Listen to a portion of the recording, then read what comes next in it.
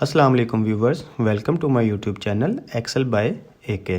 तो चलिए व्यूवर्स, आज हम अपने सेशन नंबर 1 जो कि बेसिक टर्मिनोलॉजीज़ ऑफ एक्सेल हैं उसका ट्यूटोरियल नंबर 2 स्टार्ट करते हैं। तो सबसे पहले हम देखते हैं कि हम ट्यूटोरियल नंबर 2 में किन टॉपिक्स को कवर करेंगे। सबसे पहले हम देखेंगे कि अपने माउस और कीबोर्ड के ज़रिए अपनी वर्कशीट के अराउंड किस तरह मूव कर सकते हैं। फिर हम कंटेक्चुअल टैब्स को देखेंगे। फिर हम देखेंगे कि अपना जो हमारा रिबन है इसको हम अपना कीबोर्ड के ज़रिए किस तरह एक्सेस कर सकते हैं, और इन द एंड हम शॉर्टकट मेन्यूज़ को देखेंगे।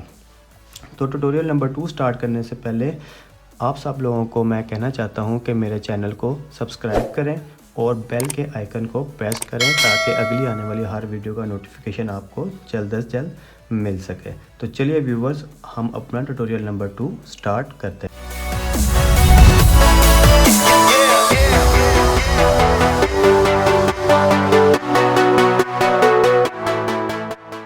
तो ट्यूटोरियल नंबर 2 में सबसे पहले हम देखेंगे कि हम अपने कीबोर्ड के ज़रिए अपनी वर्कशीट के अराउंड किस तरह मूव कर सकते हैं। तो व्यूवर्स, अब आप देखें आपकी स्क्रीन के ऊपर मैं जो एक्टिव सेल सेलेक्ट किया हुआ है, आप उसके नेम बॉक्स के अंदर देख सकते हैं कि वो F5 सेल जो है मैंने सेलेक्ट किया हुआ है। अब अगर मैं चाहता हूँ कि मेरा एक्टिव सेल जो है वो 1 रो डाउन मूव करे, तो आपने सिंपली क्या करना है, आपकी जो डाउन एरो की है कीबोर्ड पे उसको प्रेस करेंगे तो आपका सेल जो है वो 1 रो डाउन मूव करेगा। इसी तरह अगर आप कॉलम्स के थ्रू कॉलम पे मूव करना है आपने, तो आप क्या करेंगे, लेफ़्ट एरो की जो की है उसको प्रेस करेंगे तो आप 1 कॉलम राइट जो है वो मूव करेंगे। इस तरह लेफ़्ट मूव करना है तो आप लेफ़्ट की को प्रेस करेंगे, अप मूव करना है तो आप अप एरो की को प्रेस करेंगे। इसके अलावा आप एंटर और टैब कीज़ को यूज़ करते हुए भी अपनी वर्कशीट के अराउंड मूव कर सकते हैं। सबसे पहले हम एक रेंज सेलेक्ट करते हैं। अब देखते हैं कि आपने एक रेंज सेलेक्ट की और आपने अपना डाटा जो है वो सिर्फ इस रेंज के अंदर टाइप करना है। लेट्स सपोज मैं लिखता हूँ एक्सेल, फिर मैं एंटर प्रेस करूँगा तो 1 रो डाउन मूव करेगा सेल बाय एके। इस तरह आप एंटर प्रेस करेंगे तो आपका जो एक्टिव सेल है वो डाउन मूव करता जाएगा। जैसे ही वो लास्ट वाले सेल पे पहुंचेगा, आप एंटर प्रेस करेंगे तो वो नेक्स्ट कॉलम की फर्स्ट रो में आ जाएगा। इसी तरह अगर आप चाहते हैं कि आपने अप मूव करना है तो आप क्या करेंगे, शिफ्ट और एंटर की को प्रेस करेंगे तो आपका सेल जो है वो अपवर्ड मूव करना शुरू हो जाएगा। इसी तरह अगर आपने हॉरिजॉन्टली मूव करना है तो आप टैब की को प्रेस करें, ये फॉरवर्ड मूव हो रहा है। अगर आपने बैकवर्ड मूव करना है हॉरिजॉन्टली तो आप शिफ्ट और टैब की को प्रेस करें तो आपका एक्टिव सेल जो है वो लेफ़्ट की तरफ जो है वो मूव करना स्टार्ट हो जाएगा। सेकंड हम देखते हैं, इसको हम रिमूव कर लेते हैं। सेकंड हमने देखना है कि अगर आपके पास बहुत ज़्यादा डाटा है तो आप 1 बाय 1 तो मूव नहीं करेंगे, ये टाइम कंज्यूमिंग होगा आपके लिए। तो आप क्या करेंगे, पेज डाउन को प्रेस करेंगे तो वो 1 विंडो जो है वो आपका एक्टिव सेल मूव कर देगा। अब आप जैसे आपको स्क्रीन पे नज़र आ रहा है, मेरी एक विंडो पे ऑलमोस्ट 22 रोज़ जो हैं, ये देखें 22 रोज़ जो हैं वो नज़र आ रही हैं। अब मैं चाहता हूँ कि मेरा जो एक्टिव सेल है, लेट्स सपोज ये मेरा एक्टिव सेल है, अगर मैं चाहता हूँ कि ये 1 विंडो मूव कर जाए तो आपने क्या करना है, कीबोर्ड के ऊपर जो की है पेज डाउन की, उसको आप प्रेस करें तो आपका 1 विंडो जो है वो डाउन जो है वो आपका एक्टिव सेल मूव कर जाएगा। इस तरह अगर आपने 1 विंडो अप मूव करना है तो आप पेज अप पे क्लिक करेंगे और आपका जो सेल एक्टिव सेल है वो page up 1 window up move कर जाएगा। इस तरह अगर आपने हॉरिजॉन्टली मूव करना है तो आप क्या करेंगे, ALT की को प्रेस करेंगे और साथ पेज डाउन को प्रेस करेंगे तो आपका जो एक्टिव सेल है वो 1 विंडो राइट मूव करेगा। इस तरह ALT की और पेज अप को प्रेस करेंगे तो आपका जो एक्टिव सेल है वो 1 विंडो लेफ़्ट मूव करेगा। इसके अलावा हम देखते हैं कि आप चाहते हैं कि आपने अपनी वर्कशीट के अराउंड मूव करना है, लेकिन जो आपका एक्टिव सेल है वो अपनी उसी प्लेस पे, जिस प्लेस पे है वो उसी जगह पे लॉक हो जाए। तो आप क्या करेंगे, सबसे पहले आप स्क्रॉल की जो की होगी, स्क्रॉल लॉक की, उसको प्रेस करेंगे। स्क्रॉल लॉक आपका ऑन हो जाएगा और आपका एक्टिव सेल जो है वो लॉक हो जाएगा। स्क्रॉल लॉक की का जो आपको स्टेटस है वो ये नीचे आपको स्टेटस बार के साथ जो नज़र आ रहा होगा। अब देखें, अगर मैं अपनी अप डाउन लेफ़्ट और राइट की कीज़ को प्रेस करता हूँ तो मेरी विंडो तो मूव कर रही है, यानी कि मेरे रोज़ जो हैं वो मूव कर रही हैं, लेकिन एक्टिव सेल जो मेरा है वो लॉक हो गया है। इसी तरह आप पेज डाउन पे क्लिक करेंगे, वो वन विंडो जो है आपकी डाउन मूव होगा, लेकिन आपका एक्टिव सेल जो है वो एक जगह पे ही लॉक हो गया है। अगर आपने अब दोबारा जाना है अपने एक्टिव सेल पे तो आप कंट्रोल बैक स्पेस प्रेस करें तो आप दोबारा अपने जो है क्या कहते हैं इसको, एक्टिव सेल है उधर आप पहुंच जाएंगे। एक चीज़ आपने याद रखनी है कि जो आप स्क्रॉल लॉक को प्रेस करेंगे इससे सिर्फ अप डाउन और लेफ़्ट और राइट की जो एरो कीज़ हैं ये सिर्फ लॉक होती हैं। आप अगर एंटर या टैब प्रेस करेंगे स्क्रॉल लॉक की ऑन के साथ तो वो एज़ इट इज़ वर्किंग करेंगे। जिस तरह अभी आप देख रहे हैं स्टेटस बार पे मेरा स्क्रॉल लॉक जो है ऑन है, लेकिन मैं एंटर प्रेस करूँगा तो मेरे एक्टिव सेल की लोकेशन जो है वो चेंज हो रही है। इस तरह टैब प्रेस करूँगा तो एक्टिव सेल की जो लोकेशन है वो चेंज हो रही है। इसके अलावा हम देखते हैं कि आपके पास डाटा है। लेट्स सपोज एक ये टेबल मैं इंसर्ट कर लेता हूँ और एक और टेबल इंसर्ट कर लेते हैं इस पर।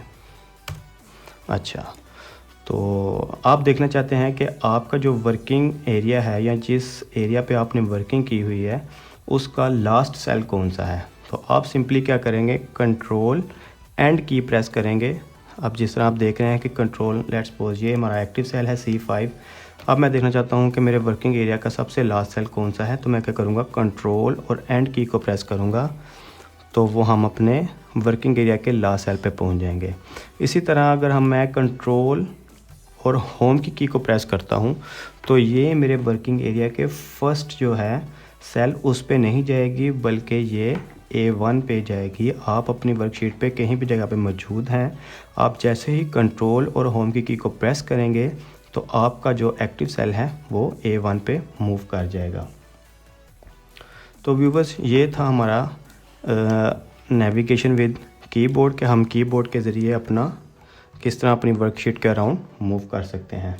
तो अब हम देखते हैं कि हम अपने माउस के ज़रिए किस तरह मूव कर सकते हैं। माउस के ज़रिए मूव करना रिलेटिवली सिंपल है।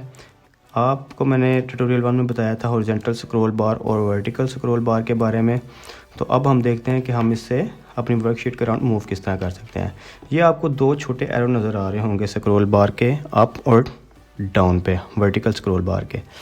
अब आप इस पर प्रेस करेंगे एरो के ऊपर तो ये वन रो डाउन जो है वो मूव करता जाएगा। आप क्लिक करते जाएं, एक क्लिक पे वो वन रो जो डाउन है वो मूव करेगा। इस तरह आप अप एरो पे क्लिक करेंगे तो ये वन रो आप मूव करेगा।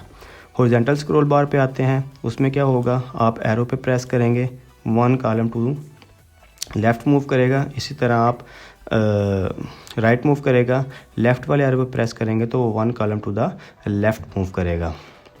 इसके अलावा अगर आप चाहते हैं कि आप वन विंडो डाउन मूव करें तो आपने क्या करना है, ये स्क्रॉल बार जो नज़र आ रहा है और ये जो एरो नज़र आ रहा है इसके दरमियान जो खाली स्पेस है आप इस पर क्लिक करें तो वन विंडो जो है वो डाउन मूव कर जाएगा। इसके अलावा हम देखते हैं कि जैसे ही मैं स्क्रॉल बार या एरोज़ के ज़रिए अपनी वर्कशीट के अराउंड मूव कर रहा हूँ तो आपने गौर किया होगा जो एक्टिव सेल है हमारा वो अपनी जगह पे ही मौजूद है। यानी कि जैसे ही हम अपने माउस से स्क्रॉल बार्स के ज़रिए अपनी वर्कशीट के अराउंड मूव कर रहे होंगे तो एक्टिव सेल की पोजीशन जो है वो चेंज नहीं होगी। एक्टिव सेल की पोजीशन चेंज करने के लिए सिंपली आपने क्या करना है, अपने वर्किंग एरिया पे जाएं। वर्किंग एरिया पे जाने के बाद आपने क्या करना है, सिंपली उधर क्लिक करना है तो आपका एक्टिव सेल जो है वो उस एरिया में आ जाएगा। इसके अलावा हम देखते हैं कि शॉर्टकट मेन्यू जो है इन दो स्क्रॉल बार्स पे, उनके ज़रिए भी हम अपनी शीट के अराउंड जो है वो मूव कर सकते हैं। आपने शॉर्टकट मेन्यू को कैसे एक्सेस करना है, सिंपली आपने स्क्रॉल बार के ऊपर जाना है, राइट क्लिक करें, ये आपको डिफरेंट ऑप्शंस जो हैं ये शो होंगे, इसके ज़रिए भी आप अपनी वर्कशीट के अराउंड मूव कर सकते हैं।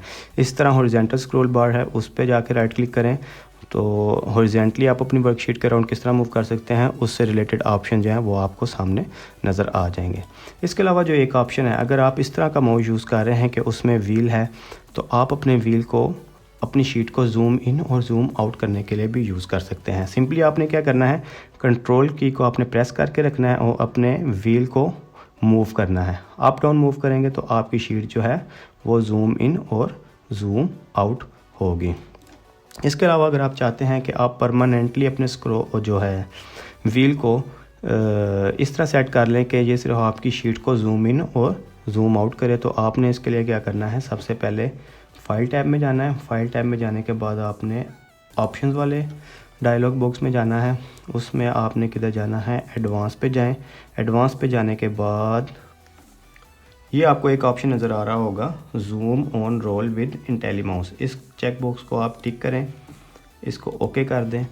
अब आप देखें, जैसे ही मैं अपना वो जो है व्हील उसको मूव कर रहा हूँ तो मेरी शीट जूम इन और जूम आउट हो रही है। तो व्यूवर्स, अब हम अपना टॉपिक स्टार्ट करते हैं। नेक्स्ट जो है कि है कंटेक्चुअल टैब्स के बारे में। कंटेक्चुअल टैब्स के बारे में बताने से पहले मैं आपको थोड़ा सा रिबन के बारे में बताना चाहता हूँ। ये मैंने आपको ट्यूटोरियल 1 में बताया था कि ये डिफरेंट टैब लिस्ट है, और टैब लिस्ट के आप जिसके ऊपर टैब पे क्लिक करेंगे उससे रिलेटेड आपको जो कमांड्स हैं, जो ऑप्शंस हैं, वो उसके रिबन में नज़र आएंगे। अब एक्सेल ने क्या किया हुआ है, जैसे ही मैं होम को प्रेस करता हूँ ये डिफरेंट आपको ऑप्शन नज़र आ रहे होंगे, लेकिन जो रेलिवेंट कमांड्स होती हैं, एक दूसरे से मिलती जुलती कमांड्स होती हैं, उनको ग्रुपिंग करके एक्सेल ने एक जगह पे रख दिया है, और ये वर्टिकल एक लाइन के साथ लगा के उस ग्रुप को सेपरेट कर दिया है। होम टैब में आप देखेंगे तो सबसे पहले आपको क्लिपबोर्ड के ऑप्शंस जो हैं वो नज़र आएंगे। कॉपी पेस्ट के रिलेटेड जितने भी ऑप्शंस हैं वो आपको क्लिपबोर्ड में नज़र आएंगे। इसके बाद फॉर्मेटिंग के जितने टूल्स हैं वो फॉन्ट में आपको नज़र आएंगे। अपनी अलाइनमेंट करनी है उसके भी आपको डिफरेंट ऑप्शंस मिल जाएंगे। नंबर है, नंबर फॉर्मेटिंग है, वो भी आपको होम टैब में नज़र आएगी। होम टैब जो है, ये जो रिबन है, ये आपका सबसे जो है प्राइमरी वे है इंटरेक्टिंग का विद एक्सेल। तो होम टैब के बाद इंसर्ट पे चलते हैं हम। कोई आपने टेबल ऐड करना है, कोई चार्ट ऐड करना है, या कोई ग्राफ ऐड करना है, उससे रिलेटेड जितने भी ऑप्शंस हैं वो आपको इंसर्ट टैब में मिलेंगे। पेज लेआउट में देखें तो जो आपकी ओवरऑल जो आपका व्यू है वर्कशीट का, उससे रिलेटेड जितने ऑप्शंस हैं, थीम्स वगैरह हैं, मार्जिन्स वगैरह हैं, वो आपको सारे पेज लेआउट में मिलेंगे। इसके अलावा प्रिंटिंग से रिलेटेड जो ऑप्शंस हैं वो भी आपको पेज लेआउट में मिलेंगे। फार्मूला टैब में जाएं तो आपको जो एक्सेल के जितने भी फार्मूलाज हैं वो इसकी फंक्शन लाइब्रेरी में मिल जाएंगे। इसके अलावा अगर आपने किसी सेल को कोई नेम देना है, या फिर आपने कोई रेंज है उसको नेम देना है, तो आप डिफाइंड नेम्स में जा सकते हैं। इसके रिलेटेड भी हम अगले ट्यूटोरियल्स में डिटेल से डिस्कशन करेंगे। इसके अलावा अपने फार्मूला को ऑडिटिंग कर सकते हैं, और आप अपने एक्सेल का जो वे ऑफ कैलकुलेशन है उसको भी चेंज कर सकते हैं। इसके अलावा डाटा टैब में अगर आप जाएं तो आपको डाटा वैलिडेशन और इससे रिलेटेड जितने भी ऑप्शंस हैं डाटा से रिलेटेड, वो आपको इस टैब में मिल जाएंगे। रिव्यू टैब में जाएंगे तो आपने लेट्स सपोज कोई वर्डिंग है आपकी, कोई आपने इंग्लिश की वर्डिंग यूज़ की हुई है, तो आप क्या कर सकते हैं, उनके स्पेलिंग्स चेक कर सकते हैं, प्रूफिंग कर सकते हैं। इसके अलावा आप अपनी शीट्स में कमेंट्स को ऐड कर सकते हैं, और आप अपनी शीट को प्रोटेक्ट कर सकते हैं। ये तमाम ऑप्शंस आपको रिव्यू टैब में मिलेंगे। व्यू टैब में जाएंगे, इसकी वर्कबुक का व्यूज़ है, ये मैंने ट्यूटोरियल नंबर 1 में भी आपको बताया था। इसके अलावा आप ग्रिड लाइंस इसकी ख़त्म कर सकते हैं। इस चेक बॉक्स को आप क्लिक करेंगे तो आपकी ग्रिड लाइंस जो हैं वो डिसअपीयर हो जाएंगी। इस तरह आप जो कॉलम हेडिंग्स हैं और रो हेडिंग्स हैं, आप उनको भी ख़त्म कर सकते हैं। फार्मूला बार को अगर आपने ख़त्म करना है तो आप इस चेक बॉक्स को अनचेक करेंगे तो आपका फार्मूला बार जो है वो डिसअपीयर हो जाएगा। इसके अलावा जूमिंग के ऑप्शंस हैं और विंडो से रिलेटेड ऑप्शंस हैं। इसके बाद जो नेक्स्ट टैब है वो डेवलपर टैब है। बाय डिफ़ॉल्ट एक्सेल का जो टैब लिस्ट होती है उसमें डेवलपर का टैब जो है वो शो नहीं हो रहा होता, लेकिन जो लोग प्रोग्रामिंग करते हैं, मैक्रोस को यूज़ करते हैं या विजुअल बेसिक को यूज़ करते हैं, उनको ये टैब काफ़ी उनके लिए हेल्पफुल है, और वो इस टैब के ज़रिए अपनी प्रोग्रामिंग जो है वो प्रोग्राम लिख सकते हैं। हम इंशाल्लाह जैसे जैसे अपने कोर्स को आगे मूव करेंगे तो हम डेवलपर टैब के ऊपर भी काफ़ी डिस्कशन करेंगे, और कुछ प्रोग्रामिंग जो है कोडिंग शोडिंग हम खुद भी करेंगे इंशाल्लाह।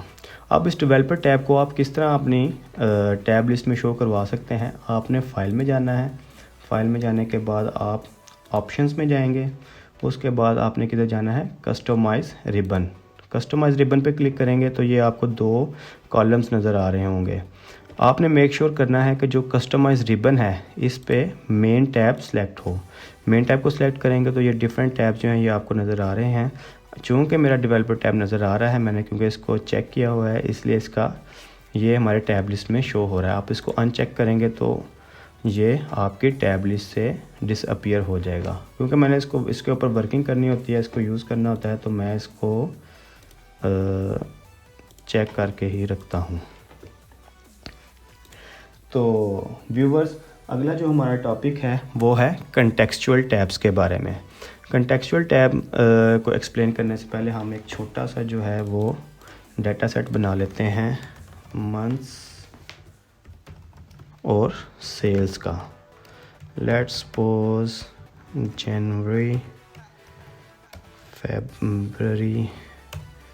अब मैं क्या करता हूँ, इनको सिलेक्ट करके फ्लैश फिलिंग करता हूँ इसकी, और मैं सेल्स पे रैंड बिटवीन का फार्मूला लगा के 1000 और 10,000 के दरमियान जो रैंडम नंबर्स हैं उनको जनरेट कर लेता हूँ।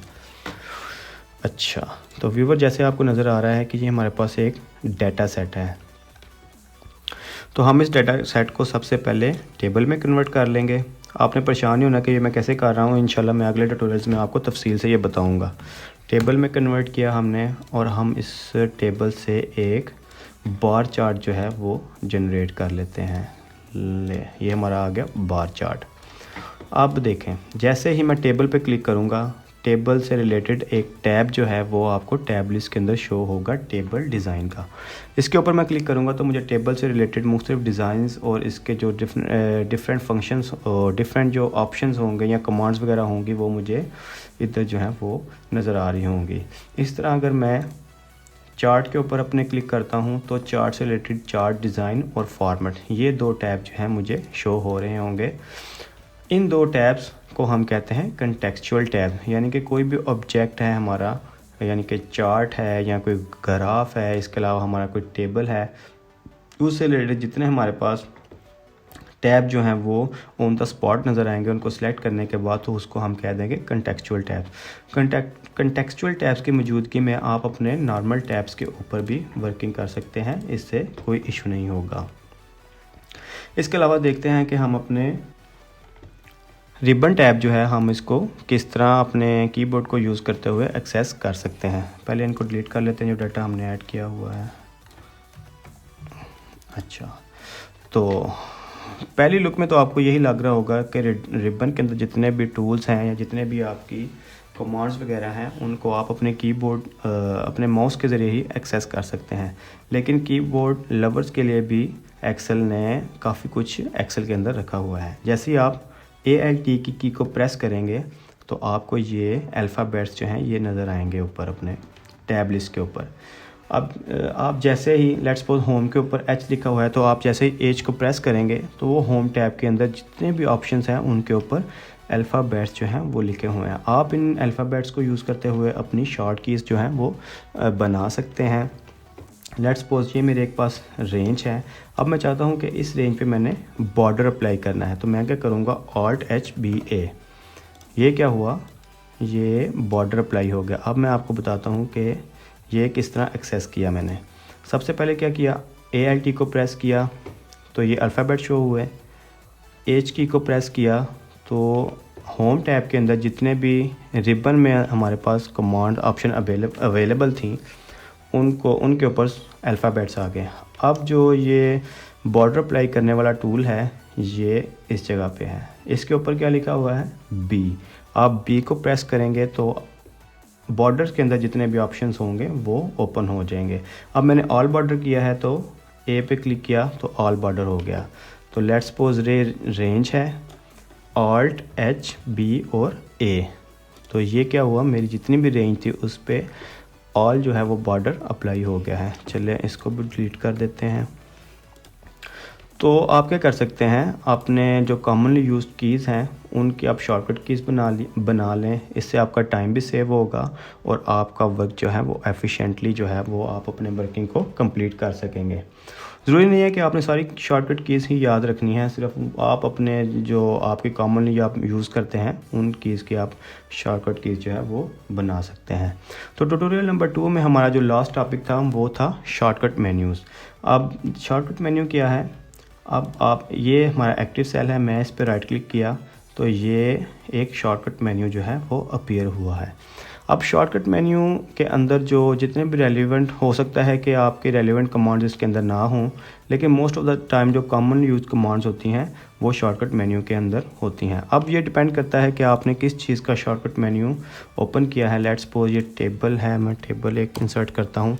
अब मैं ये टेबल के अंदर अगर राइट क्लिक करूँगा तो आपको नज़र आ रहा होगा कि ये टेबल जो है उससे related gate data from table, range, insert, command, form. आप देख रहे हैं कि टेबल से रिलेटेड ऑप्शंस जो हैं वो शॉर्टकट मेन्यू के अंदर नज़र आ रहे हैं। इसी तरह अगर एक मैं ग्राफ जो है वो इंसर्ट करता हूं तो उसके ऊपर राइट क्लिक करूंगा तो ग्राफ से रिलेटेड आप कॉमन यूज़ ऑप्शंस होंगे वो इस शॉर्टकट मेन्यू के अंदर आपको अपीयर हो रहे होंगे, नज़र आ रहे होंगे, जिनको आप यूज़ कर सकते हैं।